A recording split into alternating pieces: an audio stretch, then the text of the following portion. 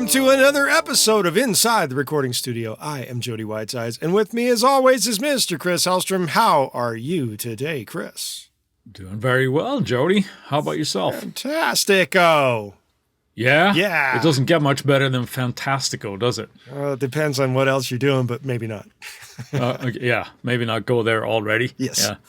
Cool. Well, today's topic is modulation effects and specifically chorusing and the use of chorus. Why would you use modulation and in this case, chorus? Why would you use that? To make things sound lush and sweet. That's two good ways to describe it, I think. Yeah. How would you use it? Would you use it for the same reasons? Yeah, I don't use it a lot.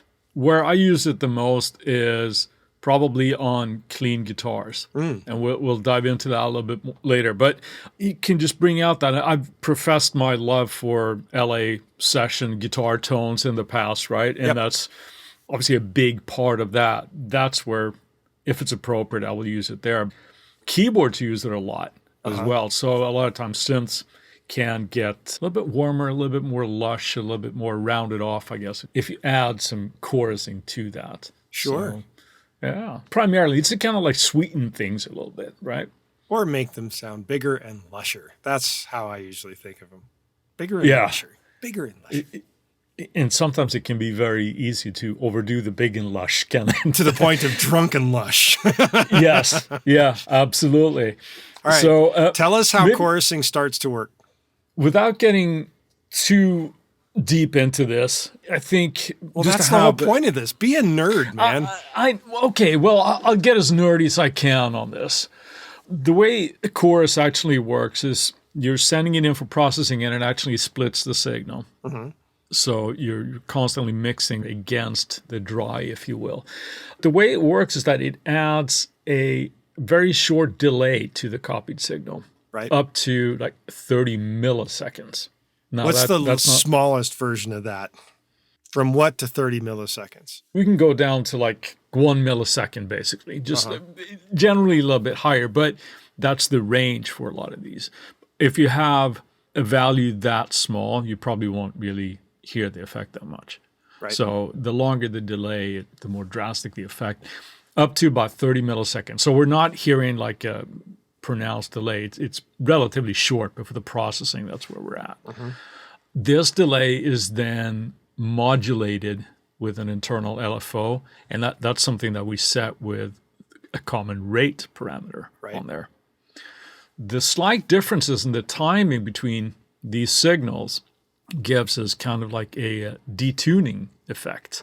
Right? The best way to think about these, I think, is like if you have two players or two singers singing in a room together at the same time, those slight discrepancies make it sound larger. Right. And usually good up to a certain effect, right? Yes. Up to a certain point, yeah. Then it becomes something else. It becomes something else and probably unusable. But the slight detuning there is what gives the chorus effect. I would like to say that the 80s is pretty much just like a showcase for strong chorusing effects. Yeah, it was probably overdone like every other production style in certain parts. Oh, but bite your tongue.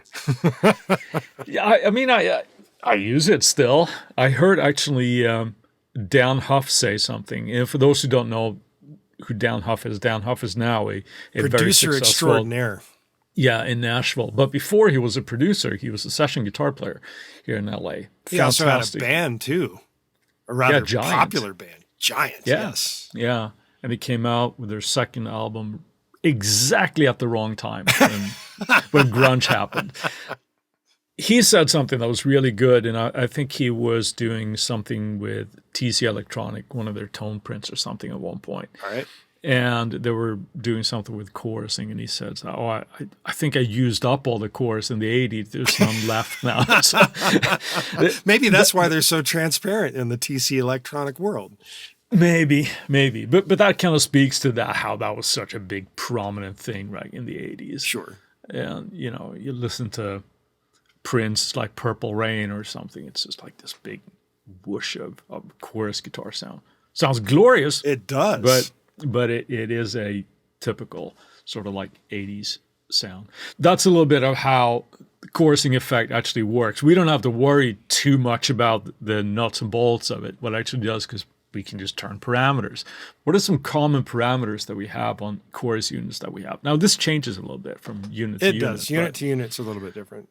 Yeah. Some chorusing effects will have what is known as a delay, unless it is hard set by the unit itself or the plugin for that matter. Right. Logic's chorus doesn't have a delay. Damn them. Damn them.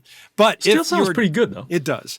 If you do have a chorus plugin or effect that does have a delay value, the higher the value, the more extreme the chorusing sound is going to be. The more extreme the result anyway. We also have a depth effect. This is how much modulation that Chris spoke of earlier is actually added back into the signal. The bigger the depth, the more drunk you're going to feel. In a sense. This is true. This is true. Yes. Another that is very important to chorusing is the rate, is what it is called. And this is how fast the modulation is doing its modulation. Now, a lower value is going to make that sound rather smooth. And this is where you might get a bit more of the sense of a bit of widening and luscious, juicy sonicness. The sonic juiciness. The sonic juiciness. Whereas a higher rate value is going to become rather drastic to the point where you might feel like you need to expel breakfast or something. That would be a good way of saying it.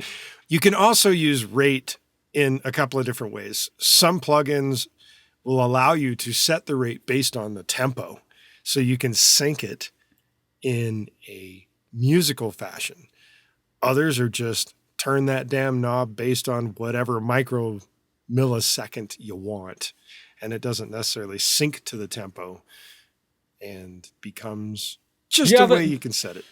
Yeah, the rate is something because it's measured usually in hertz. Mm-hmm. So we could figure out that formula, if you bring up Google. Want to be a math geek. Right, you can do that. I often don't do that when I use it. I tend to don't do it.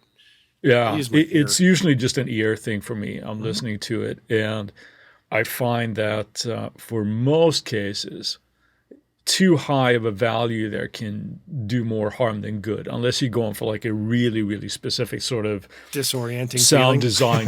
Yeah, disorienting. That's a good way of saying it. The rate, and of course, because it splits the signal, it copies the signal, we can use this to get a stereo effect as well. So sometimes we get like a little spread on that as well. So you don't have to do that. You can keep it just mono and sort of collapse it. Why would you want to do that when it sounds so glorious and stereo, when you want to fill out everything? That's where the spread knob that comes in on certain plugins and pedals comes into effect. You can use it to widen out the sound to the point where if you do collapse at the stereo, it might collapse on itself and disappear. Not something that you would generally want to do when you're mixing to mono. If you're only thinking of stereo, it can sound pretty juicy. And then lastly, but not leastly, if you are running your chorus effect in series of your signal, oftentimes it comes with a mix knob, which allows you to blend in how much of the chorused signal you want to affect over your original signal. Otherwise, you put it on a bus when you're mixing, and you do it with the send knob instead. Yeah, you can do either way there, obviously. When we're talking about guitar, actually brings up a pretty good point, I think. So when you're using this on guitar, if we take the mindset of air quote here, real world application. Yep. And you're playing live and you might have a chorus pedal that was so popular as well, right? Would you put that in your effects loop or would you put it in front of the amp? For me? Yeah. That goes in my effects loop. Yeah? Yeah. More often than not it would, yes. Right. For me. Where would you put it? I could go either way on those. I think that's one of those that. Well, it depends now if you're stereo or if you're mono coming out of your amp, right? See, with my digital setup, I'm coming out stereo. So why would I collapse that to mono? I mean, unless the sound called for it, it just seems kind of silly. Yeah. So now we're going on a little bit of a left-hand turn there, but it depends on if you're running like a wet dry mix and stuff, right? So if you're actually running a stereo rig, yeah. If you're not, it doesn't really matter. But I'm also thinking here with chorusing where it's heading into the amp. If it's right in front of the amp, you're obviously distorting the chorus. Yes. Right? So sometimes, depending on how much you use it, you'll get away with that and it can sound fine. I'm kind of curious. Let's take another little tangent road here. You remember the Rockman, right? Yep. Created by Tom Schultz. Right. And it was like this little black box that was probably about the size of, well, a Mac Mini. Same thing in case everybody is relative to that now. It wasn't very big and it was a little direct box, but it sounded so glorious to plug into that and play through it. And apparently that's what he developed for Boston's guitar sound, seeing as how he created all that. Where do you think the chorusing effect came in on that? Because it never described that it had chorusing, but it was obviously chorused. I never owned one.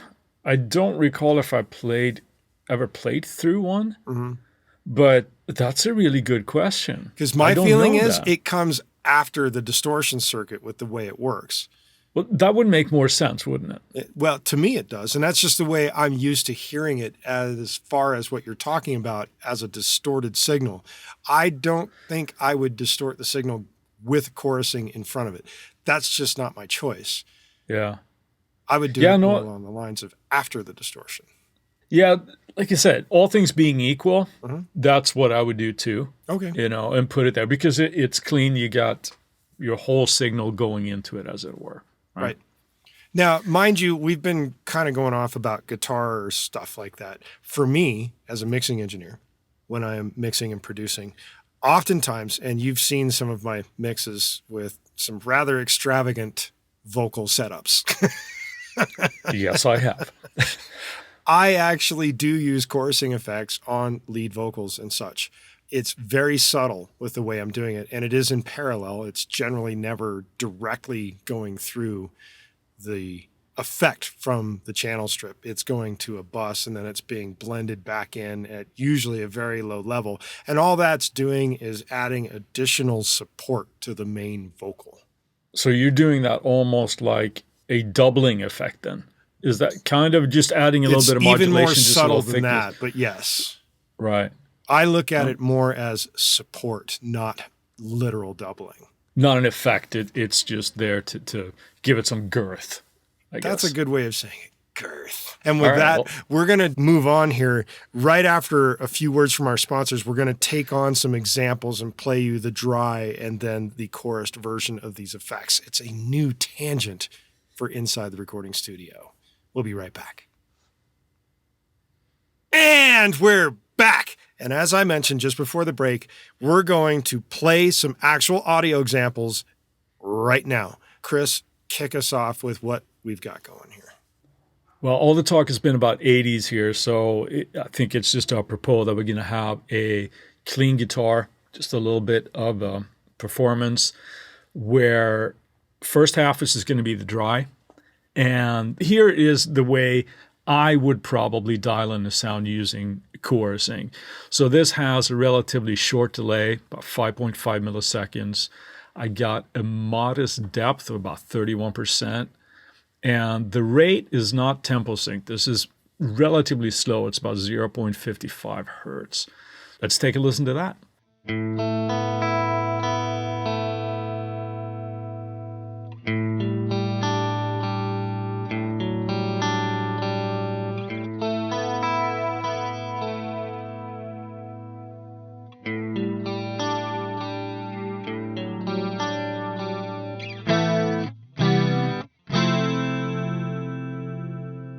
What a lovely little guitar snippet you did there. What's our next example here with it? Well, the next one is the same performance, but no dry signal this time. Oh, I should say no dry signal. The mix is set here to like 50-50 for all of these examples. So it's like half of it is dry, half of it is wet. The next one here, we're going to increase the depth of the effect, and it's dialed up to 60. And now we're going to hear how it gets a lot more pronounced, and we can really, really hear what's going on. So let's take another listen to that. All right. Depth set to 60%, 50% mix.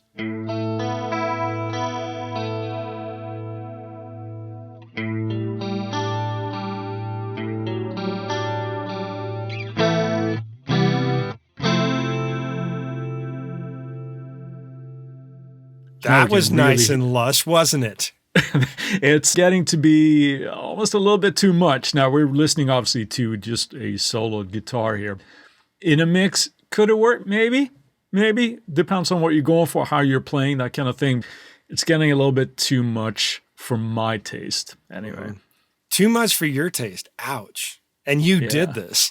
And I did it, yeah. All right, so we've got a third too example. Much, yes. We got a third example. Now we're increasing the rate up to 1.72 hertz. And in this example, you more than doubled it. I did more than double it. In this case, I chose that value just because that turns out to be an eighth note in the tempo that this was recorded.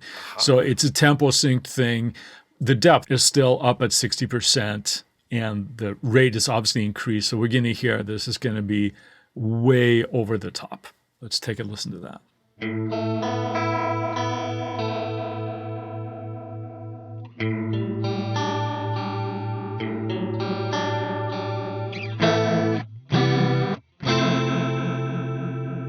Oh my, I feel like I've been on a boat for a little too long. Yeah, getting a little seasick. I'm a little seasick and a little drunk at this point. Oh yeah.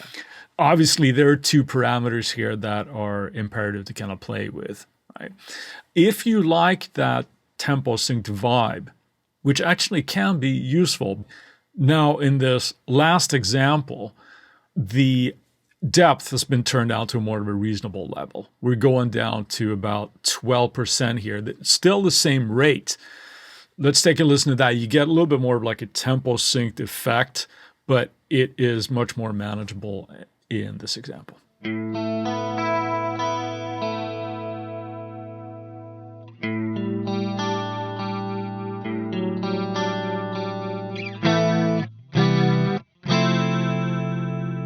See what a difference depth can make? That is so much better to my ear where I don't feel like I'm ready to puke. Yes.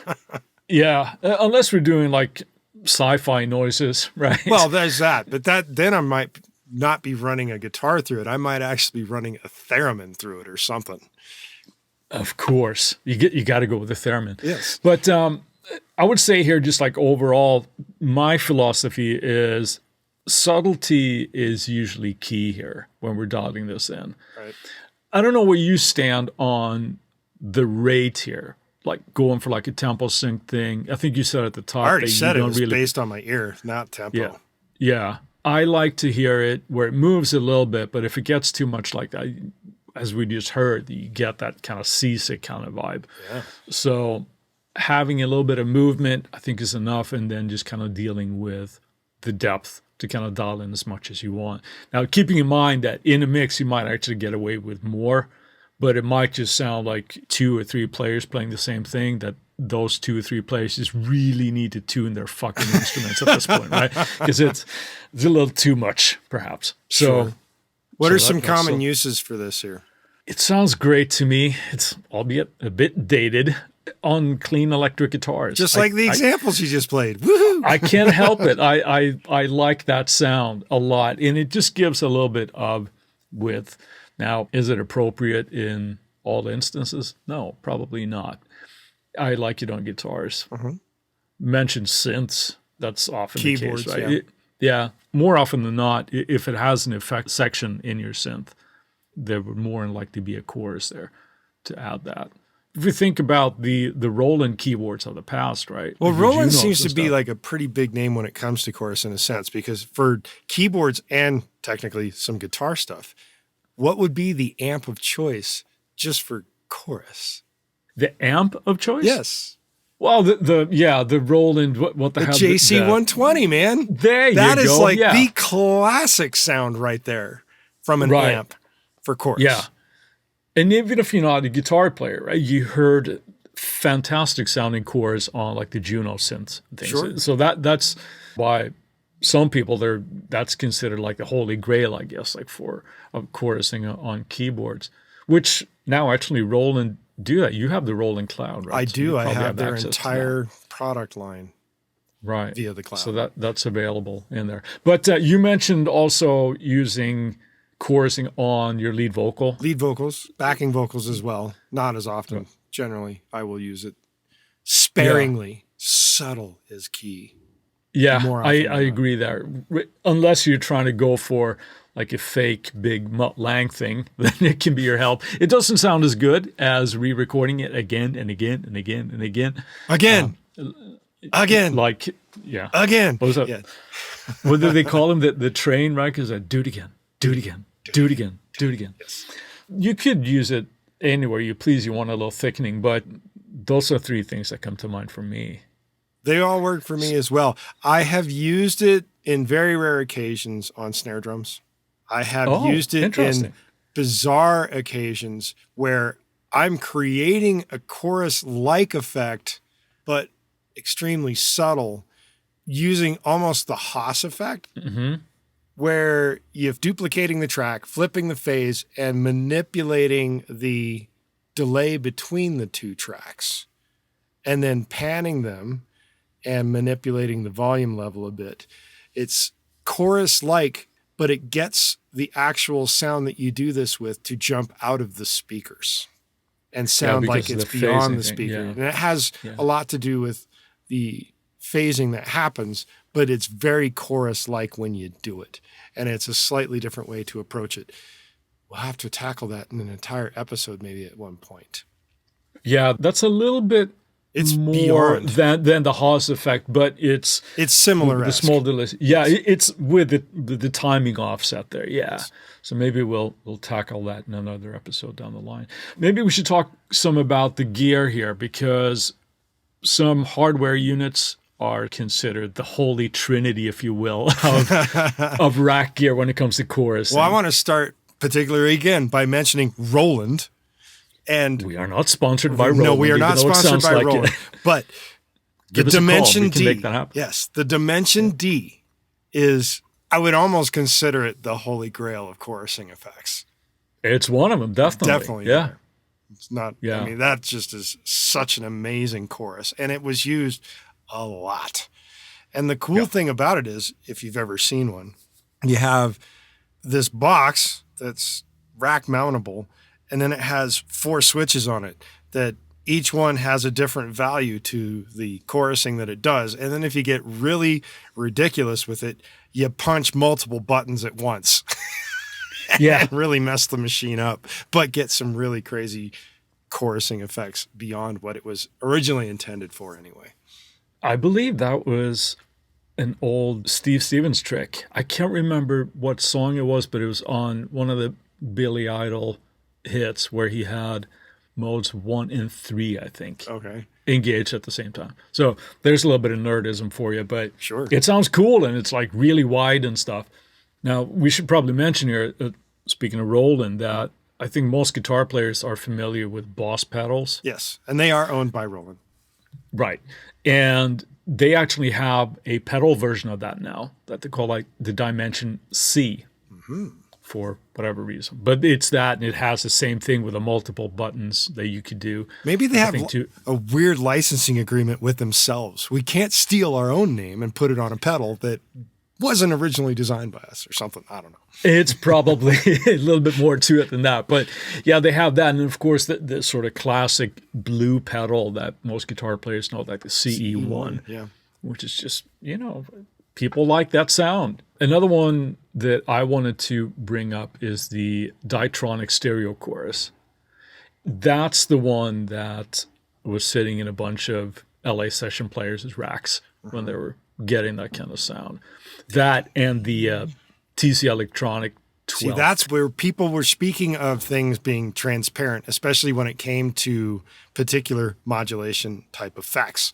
TC Electronics had that as kind of like their calling card, that their modulation effects would be so transparent that people just thought they were extremely beautiful sounding effects. And they are. There's just no question about it.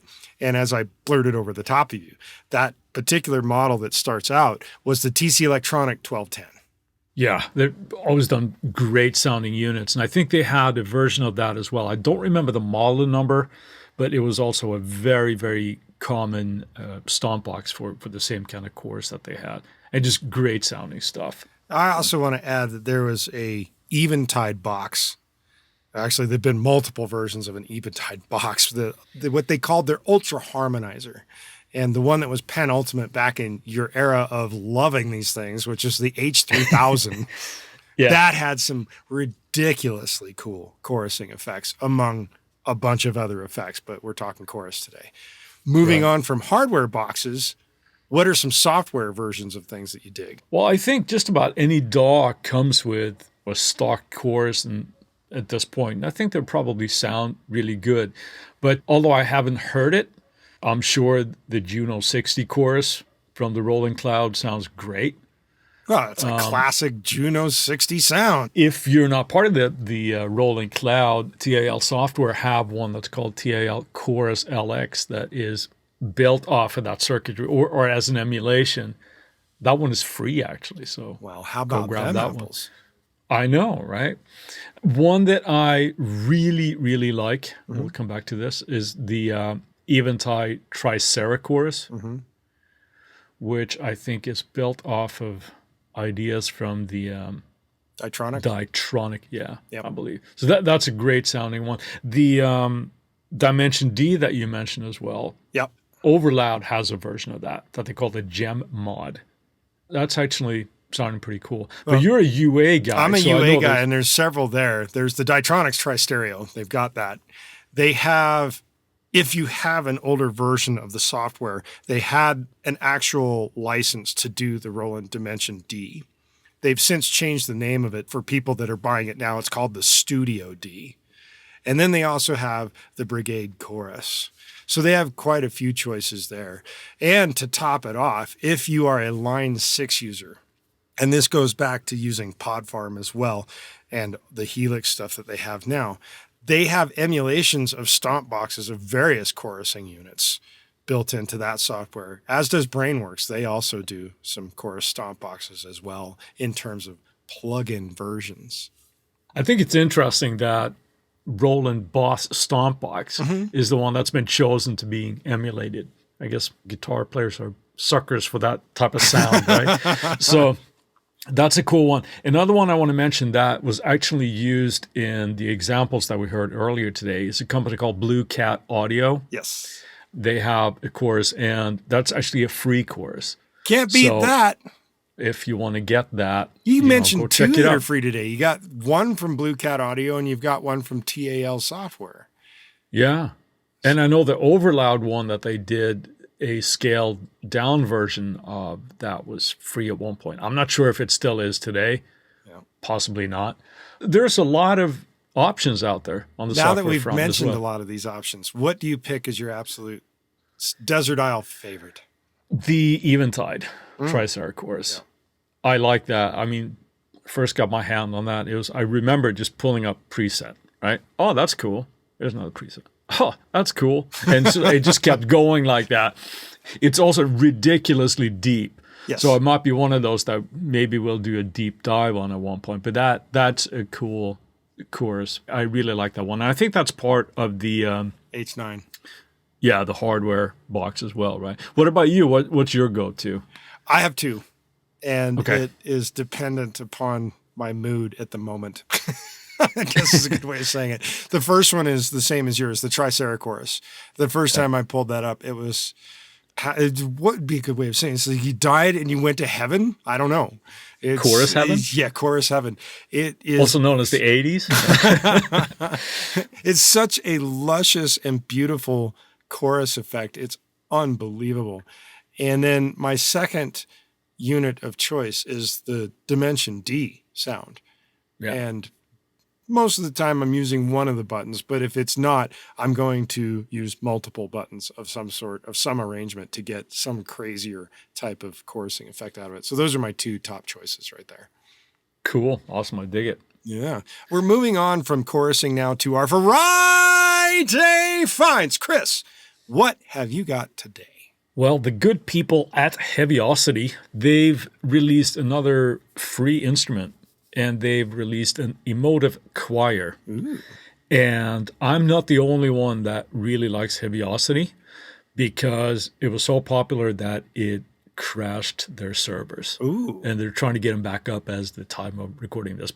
I like everything Heaviosity does, so that's my Friday find, emotive choir from Heaviosity. Nice. And you, Jody, what do you got for us? I'm going with something that we've delved into quite a few times in the past on the podcast here, and it is switching the mindset of mixing to console mixing in your DAW. I'm listening. Yes. I'm listening.